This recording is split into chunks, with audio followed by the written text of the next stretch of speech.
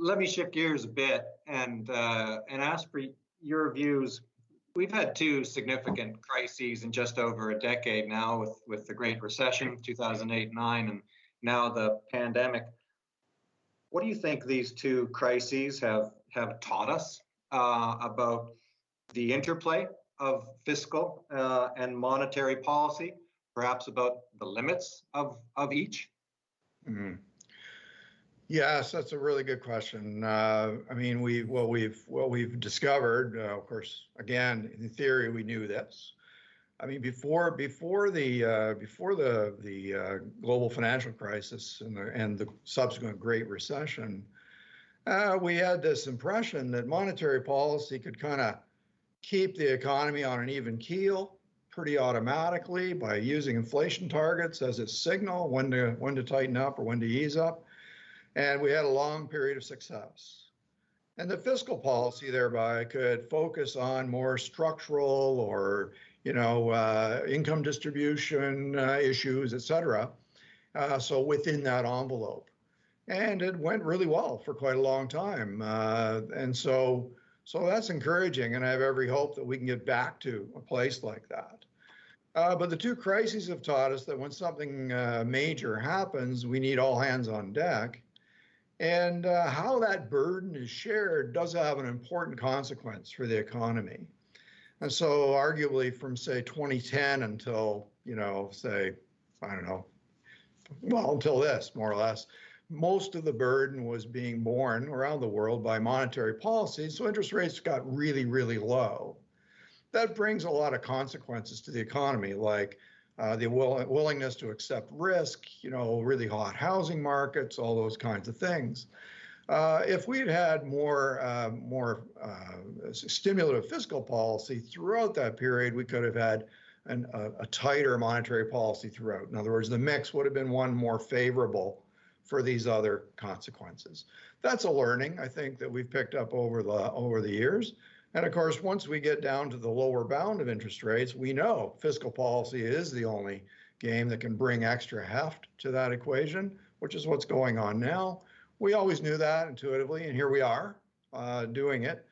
And I think to great success. It's been impressively done.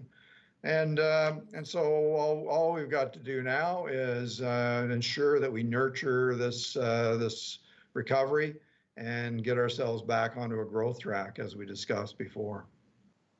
You've talked in your tenure as governor about a great deal about a very sophisticated approach to managing risk.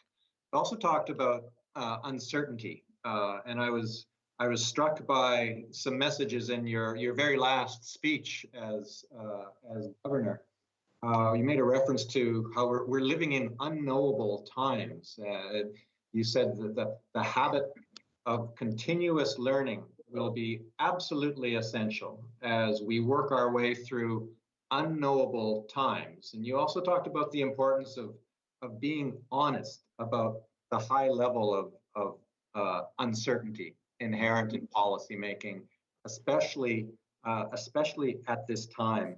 I guess, the question is, all policymakers are living through turmoil and unprecedented degrees of uncertainty. Are there new approaches that are needed in monetary policy or fiscal policy, or more broadly, that comes to grips in a more honest way with uncertainty? Are there changes in the bank's mandate, perhaps, that need to reflect that? Well, yeah, you obviously, I agree with your premise, because you've taken it right out of something that I wrote. And that is that basically we seem to be confronted by a world in which we have not just unusual disturbances, but a higher level of complexity in the economic structure that we live in. The interdependencies, global supply chains, you've got population aging happening at the same time. And you have, a sort of political dimension, entering into uncertainty about future economic policies, whether trade policies or anything related to that. So you've got a number of things that happen all at the same time, and then what that combination gives you is this kind of unknowable future in the sense of Frank Knight, who tried to analyze uncertainty.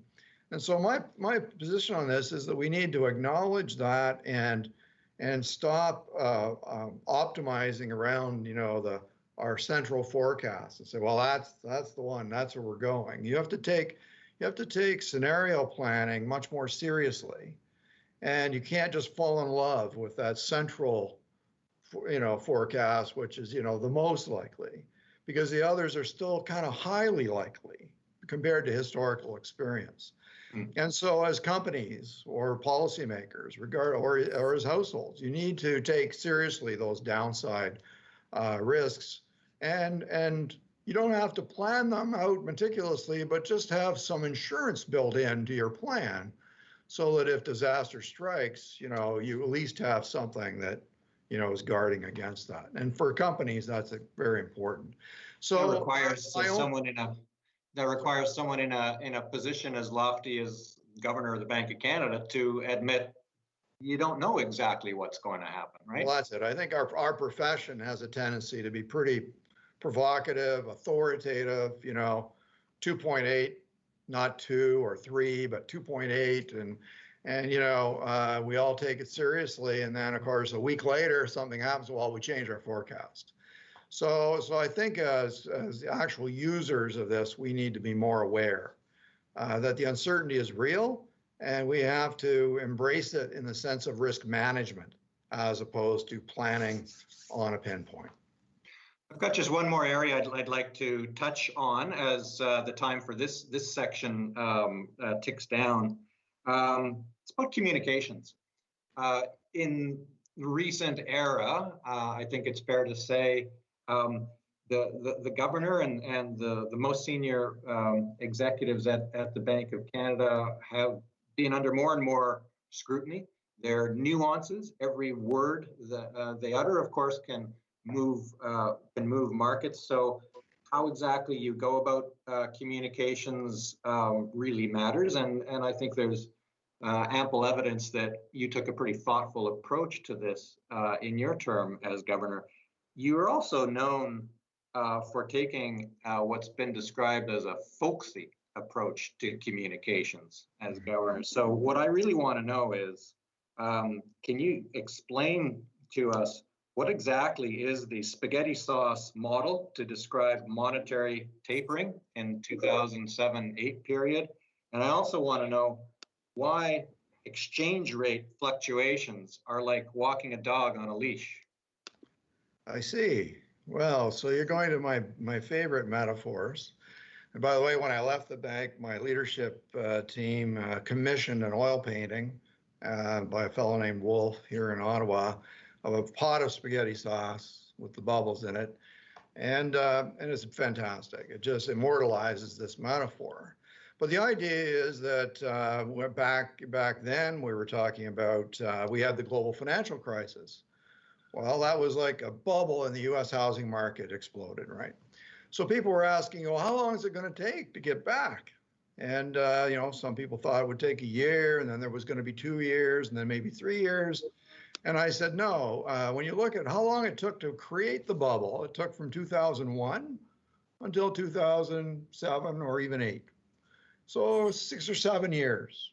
And if you look at a pot of spaghetti sauce and you see the bubbles, you notice when the bubble bursts, if you lean down and take a close look, what's under the bubble?